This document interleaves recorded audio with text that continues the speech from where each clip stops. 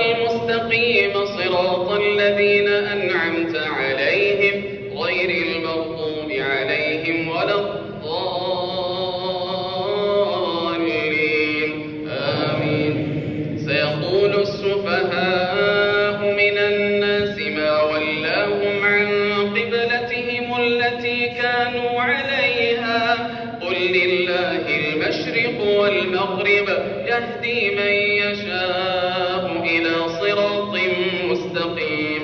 وكذلك جعلناكم أمة وسطا لتكونوا شهداء على الناس ويكون الرسول عليكم شهيدا. وما جعلنا القبلة التي كنت عليها إلا لنعلم من يتبع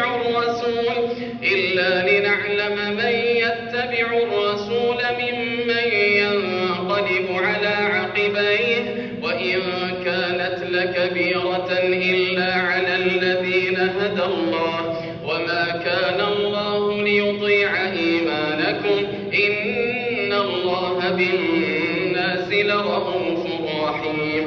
قد نرى تقلب وجهك في السماء فلنولينك قبلة ترضاها فول وجهك شطر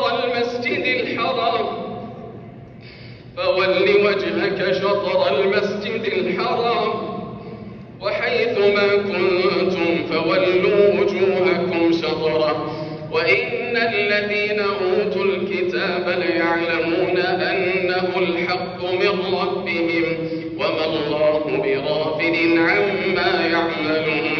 ولئن أتيت الذين أوتوا الكتاب بكل آية ما تبعوا قبلتك وما أنت بتابع قبلتهم وما بعضهم بتابع قبلة بعض. ولئن اتبعت أهواءهم من بعد ما جاءك من العلم إنك إذا لمن الظالمين. الذين آتيناهم الكتاب يعرفونه كما يعرفون أبناءهم وإن فريقا منهم ليكتمون الحق وهم يعلمون.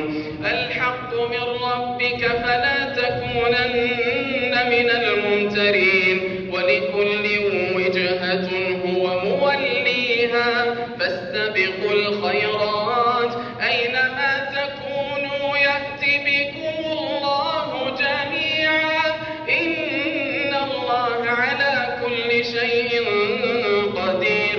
ومن حيث خرجت فول وجهك شطر المسجد الحرام وإنه للحق من ربك وما الله بغافل عما تعملون. ومن حيث خرجت فول وجهك شطر المسجد الحرام وحيث ما كنتم فولوا وجوهكم شطره لئلا يكون للناس عليكم حجة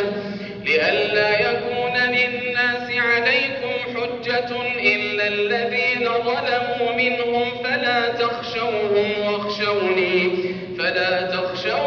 واخشوني ولأتم نعمتي عليكم ولعلكم تهتدون. كما أرسلنا فيكم رسولا منكم يتلو عليكم آياتنا ويزكيكم ويعلمكم الكتاب والحكمة ويعلمكم ما لم تكونوا تعلمون. فاذكروني أذكركم واشكروا لي ولا تكفرون.